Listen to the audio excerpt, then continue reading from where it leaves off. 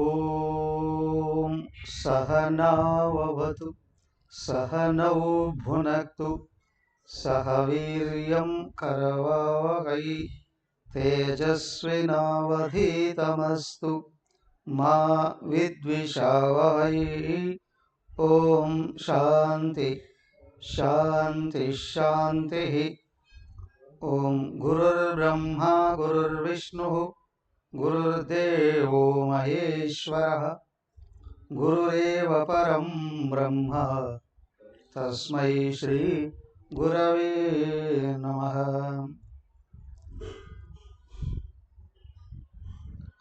ఓం పార్థాయ ప్రతిబోధితాం భగవతా నారాయణేన స్వయం వ్యాసేన గ్రథితాం పురాణమునినా మధ్యే మహాభారతం అద్వైతామృతవర్షిణీం భగవతీం అష్టాదశాధ్యాయినీం అంబ త్వామనుసందధామి భగవద్గీతే భవద్వేషిణీం. హరి ఓం.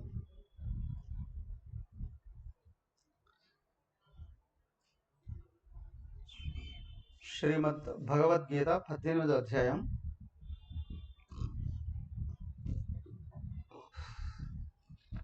మూడు శ్లోకాలు మననం చేసుకున్నాం. ఒకసారి ఆ మూడు శ్లోకాలు చదువుదామా? కలిపి చదువుదాం, లేదా ఒక్కొక్కరు ఒక్కొక్క శ్లోకం చెప్పాల్సిందాం. జి లక్ష్మి గారు మొదటి శ్లోకం.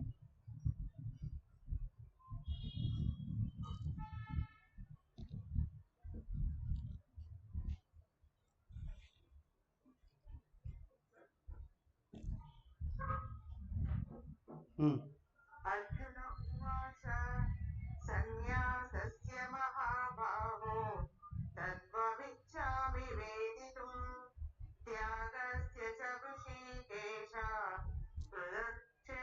పృథక్కేశిని శూర్ధన. రెండు సుజన గారు.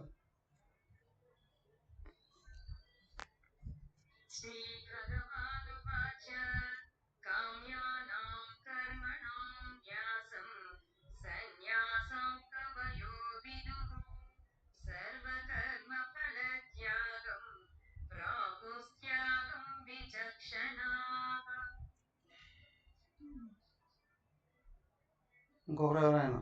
రామసుబ్బమ్మ గారు మూడో శ్లోకం.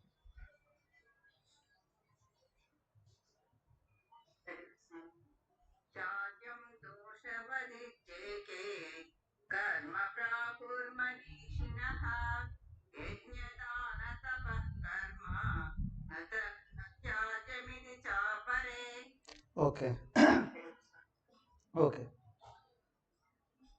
మొదటి శ్లోకంలోనే అర్జునుడు ప్రశ్న అడిగాడు సింపుల్గానే, అయ్యా సన్యాసం అంటే ఏంటి, త్యాగం అంటే ఏంటి, వాటిని గురించి నాకు విపులంగా విడివిడిగా వివరించి చెప్పవయ్యా. భగవంతుడు అదే స్థాయిలోనే జవాబు ఇచ్చేశాడు. కామ్యకర్మలని వదిలిపెట్టడం సన్యాసం అయితే, సర్వకర్మల ఫలాలని వదిలివేయడం త్యాగం అండి. కర్మఫలాన్ని వదలడం నిష్కామ కర్మ. మరి సన్యాసం కామ్యకర్మలు వదిలేయా అంటే నిష్కామ కర్మలు చేయమనే కదా, అంతేనా? నిష్కామ కర్మలు వదిలిపెట్టకూడదు అనే కదా. కామ్యకర్మలు వదిలేయండి అయ్యా. మరి త్యాగం అన్నా కూడా నిష్కామ కర్మ ఆచరించండి అయ్యా. అయ్యా రెండో ఒకటేనండి అక్కడ. అవునా? కాకపోతే ఇంకొంచెం విపులంగా భగవంతుడు అందిస్తూ ఉన్నాడు చూడండి. 4వ శ్లోకం.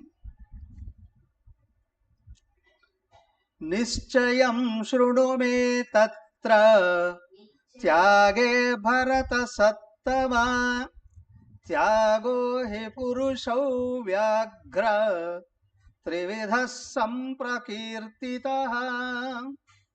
ఓకే, 4వ శ్లోకంలో ఏం చెప్తున్నాడు? అయ్యా తత్ర మే నిశ్చయం శృణు, ఆ విషయంలో నా అభిప్రాయాన్ని వినవయ్యా. భరత సత్తమ, భరత వంశంలో శ్రేష్ఠుడైనటువంటి వాడా, త్యాగే మే నిశ్చయం శృణు, త్యాగం విషయంలో నా అభిప్రాయాన్ని కూడా వినవయ్యా. త్యాగోహి పురుష వ్యాఘ్ర, ఓ పురుషులలో పులి లాంటి వాడా, అంటే శ్రేష్టమైన పురుషుడా.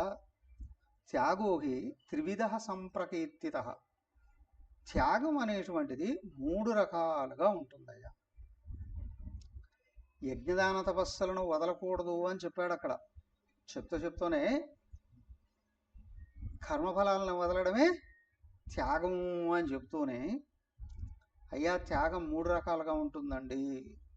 చాలామంది అని అనుకుంటారు మేము చాలా త్యాగ పురుషులం అండి అని. ఏమిటయ్యా నిజంగా త్యాగం? 3 స్థాయిలలో ఉందండి.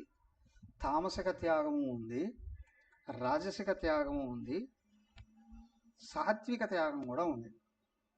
కేవలం సాత్విక త్యాగం వలన మాత్రమే అజ్ఞానం తొలగుతుంది, ఆత్మ లభిస్తుంది. మరి తామసిక రాజసిక త్యాగాలలో, తామసిక త్యాగంలో ఏమీ లభించదు.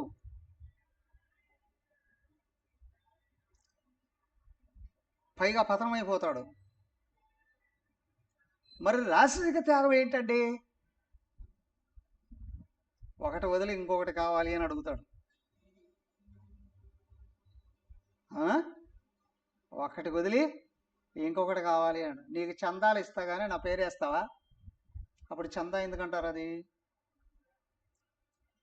కదా? సో ఏదో ఒకటి కోరుకుంటూ ఇంకొకటి వదలడం ఏదైతే ఉందో రాజసిక త్యాగం. మరి అదే జ్ఞానాన్ని వదులుకోవడం తామసిక త్యాగం, అజ్ఞానాన్ని వదులుకోవడం సాత్విక త్యాగం. అయ్యా దాని గురించి విపులంగా నేను చెప్తాను వినవయ్యా అని భగవంతుడు చెప్తున్నాడు. ఏం చెప్తున్నాడు చూద్దాం ఆయన మాటలను చూడండి. యజ్ఞదాన తప కర్మ నత్యాజ్యం కార్యమేవ తతు యజ్ఞోదానం తపశ్చైవ పావనాని మనీషిణాం. యజ్ఞదాన తప కర్మ నత్యాజ్యం, యజ్ఞదాన తపస్సులని వదిలిపెట్టకూడదు. తత్ కార్యమేవ, అవి తప్పనిసరిగా చేస్తీరాలి. యజ్ఞోదానం తపశ్చైవ, యజ్ఞదాన తపస్సులున్నాయే మనీషిణాం పావనాని, జ్ఞానవంతులని పవిత్రం చేస్తుంది. యజ్ఞదాన తపస్సులు మనీషులని పావనం చేస్తుంది. మనీషులు అంటే జ్ఞానం ఉన్నవాళ్ళు. మరి జ్ఞానం ఉన్నవాళ్ళు మళ్ళీ పవిత్రం చేయడం ఏంటండి? శాస్త్రజ్ఞానం ఉంది, ఇంకా అనుభవం జ్ఞానం రాలేదు. బుద్ధిలో జ్ఞానం ఉన్నంత మాత్రం అందరూ మహాత్ములు అయిపోరు. మనశుద్ధి ఉంది అంటే ఆత్మ దూరం కాదు ఎప్పుడు, అది గుర్తుంచుకోవాలి. ఏంటి అంటే 15వ అధ్యాయంలో చెప్పాడు, యతంతోప్యకృతాత్మానః నైనం పశ్యంత్యచేతసః.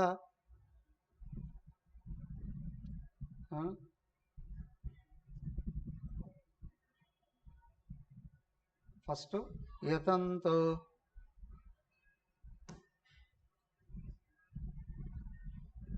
అకృతాత్మానః నైనం పశ్యంతి అచేతసః.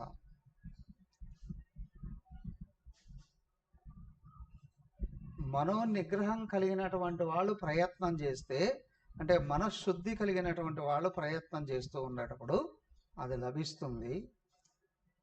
మనసు శుద్ధి లేని వాళ్ళు ఎంత ప్రయత్నం చేసినప్పుడు కూడా అది లభించదండి. సింపుల్ ఒక చిన్న గీత. ఏంటి అంటే, ఇంతకు మనశ్శుద్ధికి శుద్ధి లేకపోవడానికి కారణం ఏంటి? ఏమీ లేదు, ప్రపంచం మీద కోరికలు ఉండడమే అశుద్ధి. దృష్టి బయట ఉంటుందండి. మరి శుద్ధి అంటే మనసులో కోరికలు లేకపోవడం, ప్రపంచం మీద కోరికలు లేకపోవడం. ప్రపంచం మీద కోరికలు లేవు అంటే మనసులో అశుద్ధి లేదండి. వెంటనే వెనకలో ఉన్న ఆత్మను అందుకుంటాడండి. అదేంటండి కోరికలు ఉంటే ఆయన అడిగాడు చూడండి అక్కడ సనస్సుజాతీయంలో, గుర్తుందా? ఎవరు ధృతరాష్ట్రుడు సనస్సుజాతుల వారిని అడిగారు, ఏమయ్యా ఆత్మ ఏ విధంగా లభిస్తుంది? ఆత్మ లభిస్తే అన్నీ లభిస్తాయట కదా, మరి ఆత్మ ఏ విధంగా లభిస్తుందండి అని. అయ్యా అన్ని కోరికలు తీరిపోతే ఆత్మ లభిస్తుందండి అని. అదేంటంటే మేము కోరికలు తీసుకోవడానికి కదా ఆత్మను కోరుకున్నది, అది ఇక్కడ చల్లదండి. అవునా?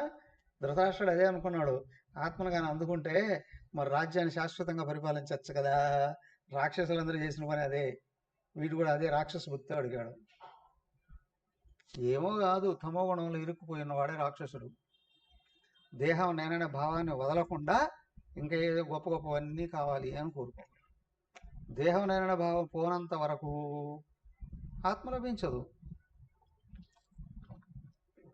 సో వెరీ సింపుల్, ఏం లేదు. ఏంటి అని అంటే, సూక్ష్మ శరీరానికి వెనకల ఉంది కారణ శరీరం, దాన్ని దాటి వెళితే ఆత్మ. ఆ కారణ శరీరం ఉన్నంత వరకు ఈ స్థూల సూక్ష్మ శరీరాలు నేను అనే భావం కలుగుతుంది.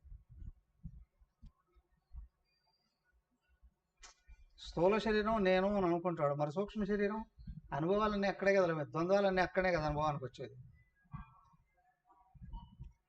సుఖదుఖాలు, మానవమానాలు, జయాపజయాలు, అవునా, అవన్నీ సూక్ష్మ శరీరంలో లభించేటువంటివి. సో కాబట్టి ఇక్కడ ఏంటి అని అంటే, కారణ శరీరం అజ్ఞానం ఉన్నంత వరకు స్థూల సూక్ష్మ శరీర కర్తృత్వ భోక్తృత్వాలు పోవు, శరీర తాదాత్మ్యం వదలదు, కాబట్టి వెనకలో ఉన్న పరమాత్మ లభించదు. కానీ ఎక్కడైతే ఆత్మ నేను అని గుర్తించాడో ఇక ప్రపంచం మీద కోరికలు ఉండవు. విషయాలు అనుభవించి సుఖాన్ని పొందాలి అనే కోరిక ఉన్నంత వరకు దృష్టి ఆత్మలో నిలబడదు, ఆలోచనలు కొనసాగుతూనే ఉంటాయి. దేహం నేననే భావం స్థిరపడుతుంది. ప్రపంచ విషయాలు ఎంత ఎక్కువగా సంపాదిస్తే అంత గొప్పను, ఎంత పెద్ద పదవులను అలంకరిస్తే అంత గొప్పను, ఎంత ఎక్కువగా విషయాలను అనుభవిస్తే అంత సుఖమను, ఈ భావాల వైపుకే వెళ్ళిపోతూ ఉంటుంది. అంటే అజ్ఞానాన్ని పెంచుకుంటుంది, అశుద్ధిని పెంచుకుంటుంది. అంటే కారణ శరీరం బలపడుతూ వస్తుంది. నేను పరమాత్మను అనేటువంటి విషయం కలలో కూడా గోచరం కాదు. సో అది కావాలి అంటే నువ్వు అదే ఆత్మవే అయి ఉన్నావు, కానీ ఎందుకు లభించట్లేదు అని అంటే, ఇదిగో తమస్సు రజస్సు అండి. రజస్సు దేహాన్ని భావం నేనన్న భావం కలిగిస్తే అసలు తమస్సు ఏం చేస్తుంది, నేను ఆత్మ అనే విషయం గుర్తు రానివ్వదు. కాబట్టి రజోగుణం తమోగుణం ఉన్నంత వరకు నేను దేహము అని, దేహం చేస్తూ ఉన్నవి నేను చేస్తున్నాను అని, దేహం అనుభవిస్తూ ఉన్నటువంటివి నేను అనుభవిస్తున్నానని ఈ కర్తృత్వ భోక్తృత్వాలైనటువంటి ఒక లోపల స్థిరంగా ఉంటాయి. కాబట్టి నువ్వు పరమాత్మ అయ్యున్నప్పటికీ కూడా అనుభవానికి రాదండి. సో అవి పోవాలి అనంటే నేను దేహం అనే భావన పోవాలి, నేను ఆత్మ అనే భావన రావాలి. అవునా? మొదట భావం అయినా రావాలి. అది రావాలి అంటే ప్రపంచం మీద కోరికలను తుడి చేసుకోవాలి. దానికి ఏమన్నారు, ప్రారంభంలో నిష్కామ కర్మ చేయ, దేవుడు కావాలి అని కర్మ చేయవయ్యా, దైవానుగ్రహం కావాలి అని కర్మ చేయవయ్యా. రెండోది దేవుడి యందు ఇష్టం పెరగాలి. నిష్కామ కర్మ చేస్తే దేవుడి యందు ఇష్టం పెరగాలి, దేహం యందు కాదు. బాగా గమనించండి, ఈ దేహం నేననే భావం బలంగా ఉన్నప్పుడే చుట్టూ ఉన్న దేహాల మీద కూడా తాదాత్మ్యాలు వచ్చేది, నా వాళ్ళు కాని వాళ్ళు అనే భావాలు వచ్చేది. ఇది ఎక్కడి నుంచి ఎక్కడికైనా లాగి తోసాడు పారేస్తుంది మాయలో. చూడండి, అనేక సంవత్సరాల పాటు తపస్సు చేసినటువంటి ఆ విశ్వామిత్రుడు కూడా మేనకం చూసి పడిపోయాడు. అవునా, లోపల ఉంది కోరిక, లాగి తీసుకెళ్ళిపోయి తోసాడు పారేసింది. ఆయన 20 ఏళ్ళు పట్టిందట నేను మాయలో పడ్డానని గుర్తించడానికి. ఎన్ని రోజులు? 20 ఏళ్ళు పట్టింది. అరే నేను భద్రమయ్యా అని గుర్తించడం అన్ని రోజులు పట్టిందండి. ఎస్, మరి మిగతా వాళ్ళకందరికీ. సో కాబట్టి ఇక్కడ విచిత్రం ఏంటి అని అంటే, ఏమండి అలాంటిది మేము సంసారంలో ఉన్నాం కదా, గృహస్థాశ్రమంలో ఉన్నాం కదా, మాకు లభిస్తుందా అంటే, ఇప్పటికిప్పుడే నాకు దొరకాలి అని కానీ, లేదా నేను అనుభవించేశానని కానీ ఇట్లాంటి భావాలు పెట్టుకోకూడదు. ప్రయత్నం చేసే కొద్దీ చేసే కొద్దీ చేసే కొద్దీ అవునా, నువ్వు నిష్కామకర్మని ఎంత పెంచుతూ ఉన్నావో అంతవరకు లోపల తమస్సు యొక్క ప్రభావం తగ్గుతుంది. దేవుడి యందు ఇష్టాన్ని ఎంత పెంచుకుంటూ ఉన్నావో నీకు రజోగుణం కూడా అంత తగ్గుతుంది. అప్పుడు శ్రవణ మనన నిధిధ్యాసల యందు ఆసక్తి పెరుగుతుంది. సో ఆత్మ అర్థం కావడం అనేది వస్తుంది. దైవీ గుణాలు లోపల నుంచి పైకి వ్యక్తం కావడానికి అవకాశం ఉంటుంది కదా. నిష్కామకర్మ ఎప్పుడైతే మానేసావో స్వార్థం వచ్చేసింది అని తమస్సు కప్పేస్తుంది. నేను నా వాళ్ళు అనే భావనే బలంగా ఉంటుంది. నేను నా సుఖాలు, నేను నా సంపదలు, నేను నా అధికారాలు, నేను నా వాళ్ళు ఇక్కడ ఎక్కిపోతుంది, బయటకు రాదు. కాబట్టి తత్వాన్ని గుర్తించే అవకాశాన్ని కోల్పు. ఒకవేళ ఏదైనా పని చేసినా పదవులు రక్షించుకోవడానికో కొత్త పదవులు పొందడానికో పనులు చేస్తారు, కానీ దైవం మీద ప్రేమ ఉండదు, ఎదుటి జీవరాశుల మీద అసలే ఉండదు. దానికి ఏం చెప్తాం, త్యాగే భరత సప్తమ త్రివిధ సంప్రకీర్తిత యజ్ఞదాన తపకర్మ నత్యాజ్యం. యజ్ఞదాన తపస్సులని ఆచరిస్తూనే ఉండాలి. ఏమయ్యా, సాత్విక యజ్ఞం, సాత్విక దానం, సాత్విక తపస్సు 3 కొనసాగుతూ ఉండాలి. ఆ 3 కొనసాగుతూ ఉండేవాడు తత్ కార్యమేవ తప్పనిసరిగా చేస్తూనే ఉండాలి. యజ్ఞోదానం తపశ్చైవ పావనాని మనీష. యజ్ఞదాన తపస్సులు కానీ ఎక్కడైతే ఆపేశావో మళ్ళీ దేహభావంలో పడిపోతాం. అదే స్పష్టంగా అక్కడ చూపించింది. యజ్ఞం ప్రార్థన ఆరాధన ఎవరు భగవంతుడి మీద, తపస్సు నియమ పాలన. చూడండి, రాముడేమో యజ్ఞకర్త, యజ్ఞేశ్వరుడు, మరి లక్ష్మణుడేమో తపస్వరూపుడు. వాళ్ళిద్దరిని వదిలిపెట్టిన సీతాదేవి ఏమైంది? లంకలో భయపడిపోయింది, అంటే దేహాత్మ భావంలో పోయి పడిపోయింది. సీతాదేవికి 1 సంవత్సరం రోజులు పట్టింది మళ్ళీ అక్కడి నుంచి ఇక్కడికి రావడం. సాక్షాత్ లక్ష్మీదేవికి 1 year పట్టింది. అవును, వాడు రావణాసురుడు చారాలోకి వెళ్ళాడు కదా, దశేంద్రియాలకి కర్త వాడు. అహంకారానికి చిహ్నం. వాడి చెరలో పడింది అంటే లంకలో పడింది. లంక ఈ దేహమే, ఆ దేహాత్మ భావంలో పడిపోయిందండి. అక్కడ నిరాహారి అయి నిరంతరం 24 గంటలు భగవంతుడు ప్రార్థిస్తూ ఉంది. తన తప్పును గుర్తించింది, ఆత్మ విచారణ చేసింది అక్కడ. అప్పుడు హనుమంతుడు వెళ్ళి చూశాడండి. యోగ శాస్త్రజ్ఞానమే శ్రవణ మరణాల స్థితి పెంపొందింపజేసినప్పుడు, ఓ భగవంతుడు నా యందు అనుగ్రహాన్ని కలిగి ఉన్నాడు అనే విషయం తెలుస్తుంది. లభించే తర్వాత అవునా. సో కాబట్టి ఏమిటి అంటే, నీకు శాస్త్రం శ్రవణ మరణాలని బాగా లోతుగా చేసి ఉండాలి. కానీ నిధిధ్యాసన అంటే భగవంతుడే నాకు కావాలి అనే భావంతో ధ్యానాన్ని ఆచరించగలగడం. అంటే ఆత్మను దేహభావం నుండి విడిపడేటట్లు చేయడం, అనాత్మ నుండి శరీర మనోబుద్ధుల తాదాత్మ్యం నుండి ఆత్మను విడదీసే ప్రక్రియ ఇక్కడ. విడదీసి స్థిరంగా నిలబెట్టగలగడం. సో సహకరించేది యజ్ఞదాన తపస్సులు.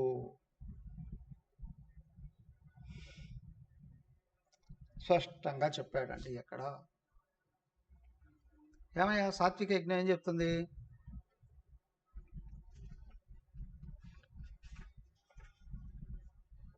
అఫలాకాంక్షిభిః యజ్ఞః విధిదృష్టో య యుజ్యతే. యష్టవ్యమేవైతి మనః సమాదాయ సాత్విక. సాత్విక యజ్ఞం ఏదయ్యా? ఫలాకాంక్షను వదిలి బాధ్యతాయుతంగా తప్పనిసరిగా చేయాలి అనే భావంతో అర్థం చేసుకొని ఎవడైతే ఆచరిస్తూ ఉంటాడో సాత్విక యజ్ఞం. నాకేంటండి లాభం?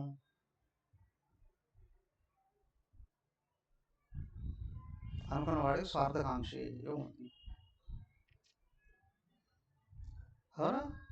మరి తపస్సు 3 స్థాయిలో చెప్పారు. శారీరకంగా, మానసికంగా, వాచికంగా 3 రకాలుగా ఉన్న తపస్సు చెప్పారు. అది కూడా సాత్వికంగానే ఆశ్రయించాలండి. అవునా? తర్వాత మళ్ళీ దానం గురించి ఏం చెప్పారు? దాతవ్యమితి యద్దానం దీయతే అనుపకారణే దేశే కాలేశ పాత్రే సద్దానం సాత్వికం. ఏది చేయవలసిన అవసరం ఉందో చెయ్యతగునో ప్రతిఫలాన్ని ఆపేక్షించకుండా నువ్వు దానం చేసినప్పుడు, అవసరమైన వాళ్ళకి అవసరమైన చోట అవసరమైన చేసి మర్చిపోయడం ఎక్కడైతే జరుగుతుందో అది లోపల దృష్టిని విశాలం చేస్తుంది, సాత్వికతలో నింపుతుంది. అప్పుడు పైకి వచ్చే అవకాశం ఉంటుంది. సో మూడింటిలో సూక్ష్మంగా గుర్తిస్తే ఏంటంటే తపస్సు గురించి ఎక్కువ చెప్పాడు. తపస్సు ఏంటి? లోపల ఉన్న అజ్ఞానాన్ని కరిగించడానికేనండి.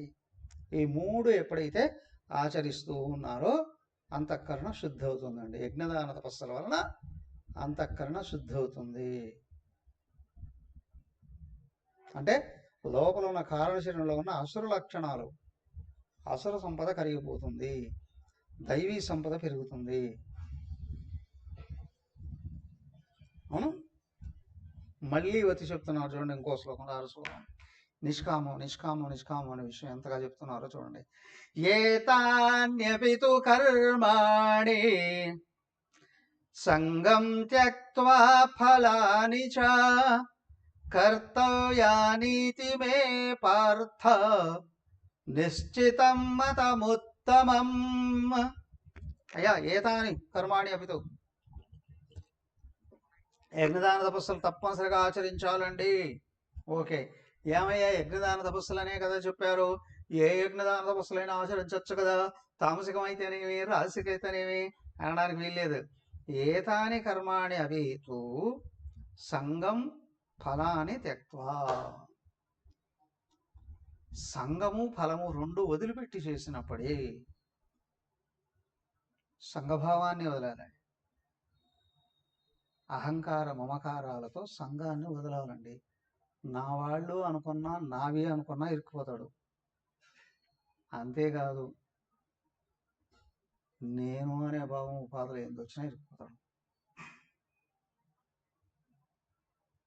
సంగం ఫలాని త్యక్త్వా. మరి ఎందుకు చేయాలి? కర్తవ్యాని ఇతి మే పార్థ, ఇది నా బాధ్యత అని చేయగలగాలి. నువ్వు ఎంత తొందరగా కారణ శరీరాన్ని కలిగించాలి అని అనుకుంటున్నావో అంత ఎక్కువగా చేయగలగాలి. సాధన ఎక్కడైనా ఆగిపోవచ్చు, ఎప్పుడైనా ఆగిపోవచ్చు. మరి ఎట్లా గుర్తించాలంటే ఏం లేదు, మన గురువులే మనకు ఆదర్శం. మన నిష్కామకర్మ ఎప్పటి వరకు చేశారండి? వాళ్ళు దేహం ఉన్నంత వరకు చేశారండి. అవునా? గురుదేవులు దేహం పడిపోయేదాకా చేస్తున్నాము, అమ్మగారు దేహం పడిపోయేదాకా చేస్తున్నాము.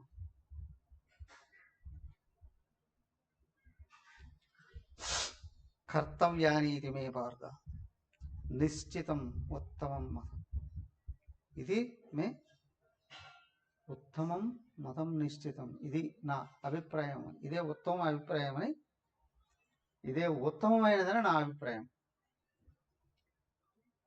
యజ్ఞదాన తపస్సులని నిష్కామంగా ఆచరిస్తూనే ఉండాలి. తత్వాన్ని సంపూర్ణంగా అందుకున్నంత వరకు ఆచరించాలి. అంతేకాదు దేహం ఉన్నంత వరకు ఆచరిస్తూనే ఉండాలి. 3వ అధ్యాయంలో చెప్పాడా భగవంతుడు, నన్నే ఎగ్జాంపుల్గా తీసుకోవయ్యా అన్నాడు. అవునా? నేనేనండి ఎగ్జాంపుల్, నన్ను చూసుకోవయ్యా, ఆచరిస్తున్నానా లేదా చెప్పాడు. నేను చేయకపోతే మొత్తం బ్రహ్మాండం యావత్తు జామ్ అయిపోతుందండి. సర్వ ఇంద్రియాలు కూడా ఏమైపోతాయి?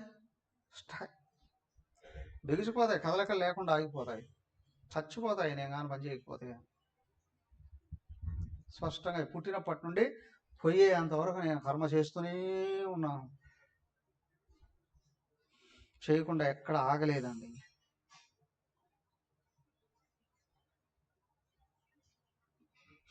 సో కర్మ నిష్కామంగా ఆచరించినప్పుడే లోపల నుంచి జ్ఞానం వ్యక్తమయ్యేది. ఇదిగోండి బాగా గుర్తించాలి, తెలివితేటలు కాదు ఇక్కడ పనిచేసేది, అంకితమై ఆచరించి చేసే నిష్కామ కర్మయే.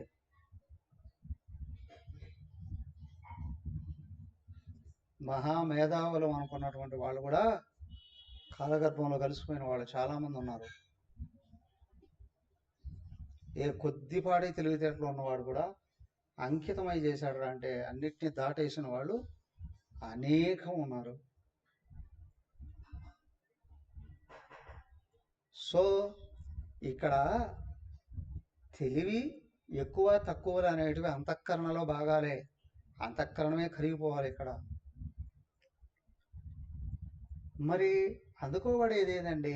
తన నిజస్వరూపమే అయినటువంటి. ఎక్కడ భేదభావాలు పైకి లేస్తూ ఉన్నాయో అహంకారం బలపడుతుంది, ఎక్కడ సమత్వం పెరుగుతూ ఉందో అహంకారం కరిగిపోతుంది, సాత్వికంగా మారిపోతుంది. దానికి ఏంటంటే వ్యక్తికి ఉన్నటువంటి టాలెంట్స్ ఏవైతే ఉన్నాయో, కళలు ఏవైతే ఉన్నాయో పూర్తిగా అంకితమై సమష్టి కొరకు ఆచరించగలిగినప్పుడే అంతఃకరణ శుద్ధమవుతుంది, అహంకారం శుద్ధమవుతుంది. సో అన్నిటికంటే ముఖ్యం ఏంటంటే ప్రపంచంలో రోజు కోట్లు సంపాదించే వాళ్ళు కూడా ఉన్నారు. అవును, ఒక రోజుకే కొన్ని కోట్లు సంపాదించే వాళ్ళు ఉన్నారు. కానీ అది కాదు ఇక్కడ. అందరిలో ఏకత్వాన్ని చూడగలిగే శక్తి ఉండాలి. అలాంటి వాళ్ళే సమాజాన్ని ఇన్స్పైర్ చేయగలరు. సో ఎక్కడ అజ్ఞానం కరుగుతూ ఉందో సమష్టి భావం పెరుగుతుంది, అదే ఈశ్వర భావం. అక్కడే దైవీ గుణాలు వ్యక్తమయ్యేది. సో కాబట్టి దైవీ గుణాలు వ్యక్తం అవుతున్నాయా, అందరిలో ఉన్న ఆత్మను అనే ఈశ్వర భావం పెరుగుతుంది. ఈశ్వర భావం పెరిగే కొద్దీ తన మీద తనకు ఎంత ప్రేమ ఉందో సర్వుల మీద చూపించడం జరుగుతుంది. అప్పుడు తనలో ఉన్న శక్తులన్నీ కూడా సమాజం కోసం, సమష్టి కోసం ఉపయోగపడతాయి. అది లేకుండా ఎక్కడైతే దేహంలో అహంకారం పెరిగిందో తనే పనికిరాడు, ఇంకా సమాజానికి ఏమి ఉపయోగపడతాడు, తత్వాన్ని ఏ విధంగా అనుకుంటాడు. ఇది. సో కాబట్టి ఏంటి అని అంటే ఎవరికి ఎంత టాలెంట్ ఉందా, ఎంత సంపదలు ఉన్నాయా, ఎన్ని పెద్ద పెద్ద కర్మలు చేస్తున్నారా, కాదండి. అందరిలో ఉన్న ఏకత్వాన్ని చూసే శక్తి అంతఃకరణ శుద్ధి ద్వారా కలుగుతుంది. అది మాత్రమే తత్వాన్ని అందుకునేటట్లు చేస్తుంది. దాన్నే ఇక్కడ యజ్ఞదాన తపస్సులు సాత్వికంగా ఆచరించినప్పుడు అప్పుడే కర్తవ్య భావం, బాధ్యతాయుతమైన భావం వస్తుంది. రెండవది ఫలం సమష్టి అనుభవించాలి అనే భావం వస్తుంది. అంటే సమష్టి అభివృద్ధిని కాంక్షించడం అనేటువంటిది జరుగుతుంది. అలాంటప్పుడు మాత్రమే వ్యక్తిత్వం సమష్టిగా వికసిస్తూ ఈశ్వరత్వం బయటకు వస్తుందండి. ఇది తత్వానికి దగ్గరగా తెచ్చేది. ఓకే, ఇక్కడ నుండి ఏం చేస్తున్నారు అని అంటే మరి త్యాగం అని అన్నారు కదా. సాత్విక త్యాగం ఏంటండి, రాజసిక త్యాగం ఏంటండి, తామసిక త్యాగం ఏంటండి? మూడింటిని స్పష్టంగా వివరించి చూపిస్తూ ఉన్నారు. చూడండి, మొదట తామసిక త్యాగం నుంచి. నియతస్య తు సన్యాసః కర్మణో నోపపద్యతే మోహాత్ తస్య పరిత్యాగః తామసః పరికీర్తితః. త్యాగం అనుకుంటున్నామేమో,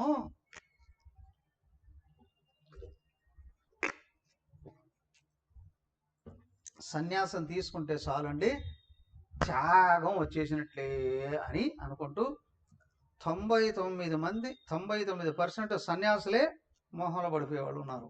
అంటే అజ్ఞానంలో పడిపోయేవాళ్ళు, దేహాత్మభావంలో పడిపోయేవాళ్ళు.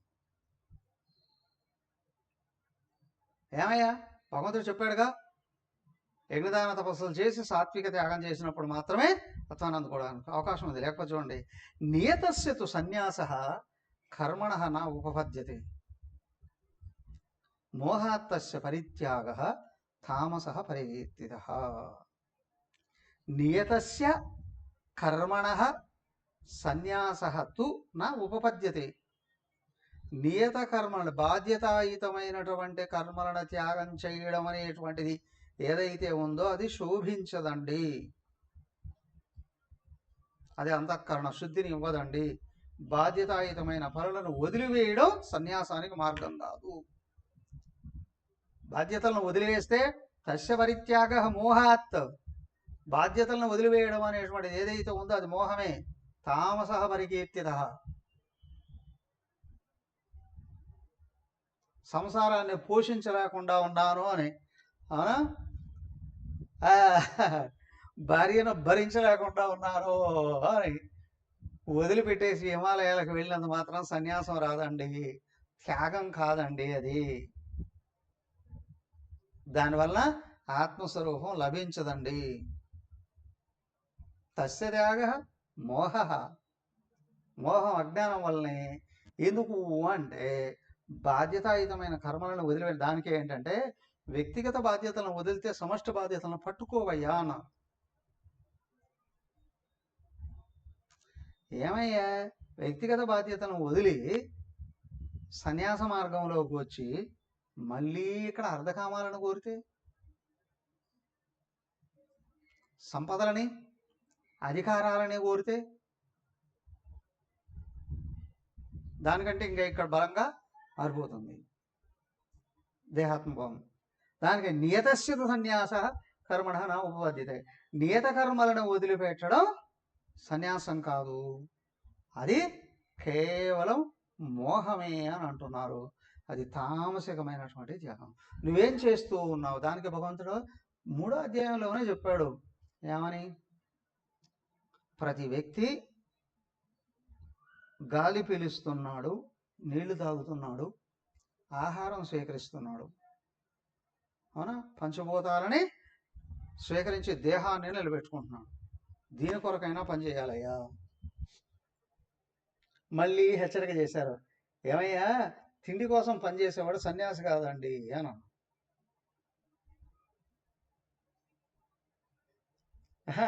ఆహారం కోసం కానీ పనిచేసేటట్లయితే వాడు అసురుడేనండి అన్నారు. అసురుడేనండి. అక్కడ సంసారం బలంగా ఉంటుందండి. సో నీ అవసరాల కోసం కాదు, భగవంతుడిని అందుకోవడం కోసం. మరి ఎవరి కోసం అండి? సమాజ అవసరాలను పూరించు. ఆత్మతత్వాన్ని అందుకోవడం కొరకు లోపల కర్మలు కరగాలి అంటే సమాజ అవసరాలను గుర్తించే నింపడానికి ప్రయత్నం చేయి. అప్పుడు వ్యక్తిత్వం శుద్ధమై వికసిస్తుంది. అంతేగాని నీకున్న బాధ్యతలు కూడా వదిలి సన్యాసం కాబట్టి సమాజం మీద పడి బతకచ్చు అని అనుకుంటే మాత్రం అజ్ఞానం కలగదండి. ఏమండి, ఇక్కడ సన్యాసం గురించే చెప్తున్నారా? త్యాగం, నేను త్యాగ పురుషుడిని అనుకునే ఏ వ్యక్తి అయినా సరే పనులను వదిలేస్తే త్యాగ పురుషుడు కాదు. పనులు చేసి ఫలాలు వదిలితేనే త్యాగ పురుషుడు అవుతాడండి. లేకపోతే పనులను వదిలివేయడం తామసిక త్యాగం. దానివల్ల మోహమే లభిస్తుందండి. రెండోది, దుఃఖమిత్యేవ యత్కర్మ కాయక్లేశ భయాత్యజేత్ సకృత్వా రాజసం త్యాగం నైవ త్యాగ ఫలం లభేత్. రెండోది బాగా గుర్తించండి, దుఃఖమిది ఏవ యత్కర్మ కాయ క్లేశ భయాత్యజేత్. కాయ క్లేశ భయాత్ దుఃఖం ఇది చెప్తాను. ఈ కష్టాలన్నీ ఎవడు పడతాడండి? ఈ బాధలన్నీ ఎవడు పడతాడండి? అనే భావంతో కానీ కర్మలను కానీ వదిలిపెడితే నైవ త్యాగఫలం లభేత్, దానివలన కూడా త్యాగఫలం రాదండి. దుఃఖాలు వస్తున్నాయనో, సమస్యలు వస్తున్నాయనో, కష్టంగా ఉందనో, శరీరానికి కష్టం అవుతుందేనో కర్మలను కానీ వదిలివేస్తే త్యాగఫలం రాదు. ఏమండి, ఆత్మాభిమానాన్ని చంపుకొని పనులు చేయమంటారా? ఆత్మాభిమానం పోతే అసలు జ్ఞానమే రాదు. దురభిమానం ఉండకూడదు. నేను గొప్ప, అందరూ నన్ను గౌరవించాలి అనేది పక్కన పెట్టాలి. కానీ ఎవరు ఏమంటూ ఉన్నప్పటికీ కూడా అయ్యో నేను ఇక్కడే ఉండాలి, లేకపోతే నాకు బ్రతుకు తెరువు లేదు అనుకొని పనులు చేసినా కూడా ఆత్మ అభిమానం రాదు. ఆత్మాభిమానం చంపుకోకూడదు. ఎప్పుడు కూడా స్వీయ గౌరవాన్ని చంపుకోకూడదు. దైవం కావాలి అని అనుకున్నట్టు వాడు అవమానాల పాలు కాకూడదు. అణిగి మణిగి బతకడం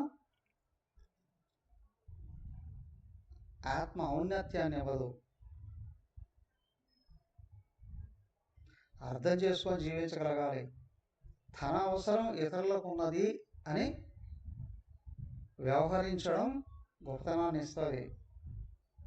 ఇతరులు లేకపోతే నేను బ్రతకలేను అని అనుకున్నప్పుడు వ్యక్తి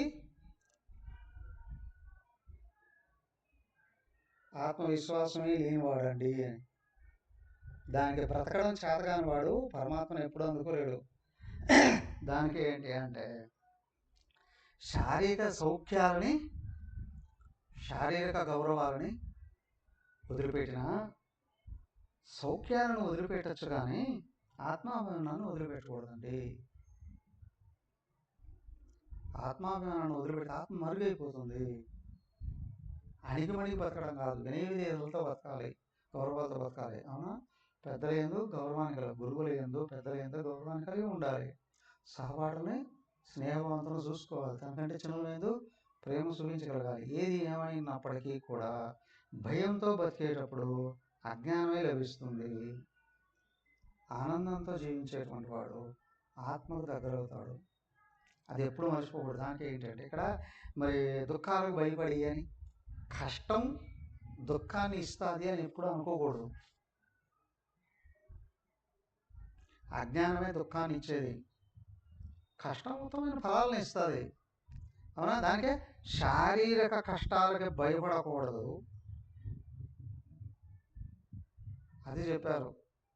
రెండోది ఏంటి అంటే మానసిక క్షోభ అనుభవించకూడదు, మనసును దాటగలగాలి. దానికి ఏంటంటే దృష్టి ఆత్మ వైపుకు తిప్పితే మనసులో బాధ వెళ్ళిపోతుంది. శరీరాన్ని పనిముట్టుగా చూడగలిగినప్పుడు మేల్కొన్నంత వరకు పనిచేయడం అనేటువంటిది జరుగుతుంది. ఈ రెండు నడుస్తూ ఉండాలి. ఆ రెండు నడుస్తూనే తను సంపాదించిన తను అనుభవించాలి అని కానీ ఎప్పుడైతే అనుకుంటాడో మళ్ళీ దిగజారిపోతుంది లోపల వ్యక్తిత్వం. కానీ ఇతరుల అవసరాలని గుర్తుంచుకొని వ్యవహరించేటువంటి వాడు నాడే వ్యక్తిత్వం వికసిస్తుంది.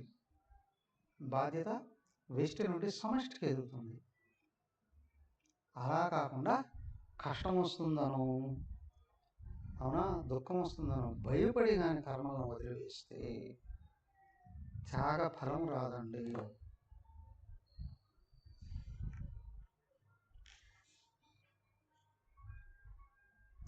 ఓకే, మరి రావాలంటే ఏం చేయాలండి? త్యాగఫలం సాత్విక భావంతో వస్తుంది. ఎలా? చూడండి శ్లోకం. కార్యమిత్యేవ యత్కర్మ నియతం క్రియతేర్జున సంగం త్యక్త్వా ఫలం చైవ సత్యాగ సాత్వికో మతః. కార్యమితి ఏవ యత్కర్మ, ఏ కర్మ నేను చేయవలసిన అవసరం ఉన్నదో గుర్తించాలి. నియతం క్రియతే అర్జున, ఇది నా బాధ్యత, ఇది తప్పనిసరిగా చేసి తీరాలి అనే భావం ఉన్నప్పుడు సంగం ఫలం చ ఏవ త్యక్త్వా, సంఘభావాన్ని ఫలాన్ని రెండింటిని కానీ వదిలివేసి ఆచరించగలిగినప్పుడు సత్యాగ సాత్వికో మత, అది సాత్వికమైనటువంటి అభిప్రాయం. తన బాధ్యత అవునా, ఇది చేసి తీరాలి. ఒకటి, తన వ్యక్తిత్వం శుద్ధం కావాలి అంటే ఈ కర్మ చేయాలి. అలాగే ఈ కర్మ చేస్తే ఇంకొంతమందికి ఉపయోగపడుతుంది అని గుర్తుండాలి. అంతేగాని తాదాత్మ్యం ఉండకూడదు. ఫలం ఎందు కానీ చుట్టూ ఉన్న వ్యక్తుల ఎందు కానీ తాదాత్మ్యం ఉండకూడదండి. కర్మతో కానీ, కర్మ చుట్టూ ఉన్న వ్యక్తులతో కానీ, కర్మ ఫలంతో కానీ తాదాత్మ్యం లేకుండా తత్వాన్ని చింతన చేస్తూ ఎక్కడైతే కర్మ జరుగుతూ ఉందో అది సాత్విక త్యాగానికి దారితీస్తుంది. దానివలన మనసు శుద్ధమవుతుంది, బుద్ధి విశాలమవుతుంది. వ్యక్తి తన స్వరూపాన్ని అందరిలో చూసుకునే, అందరిలో ఉన్న ఆత్మగా గుర్తించే శక్తి కలుగుతుంది. తదాస్తు. ఓం సర్వే భవంతు సుఖినః, సర్వే సంతు నిరామయాః, సర్వే భద్రాణి పశ్యంతు, మా కశ్చిద్ దుఃఖభాగ్ భవేత్.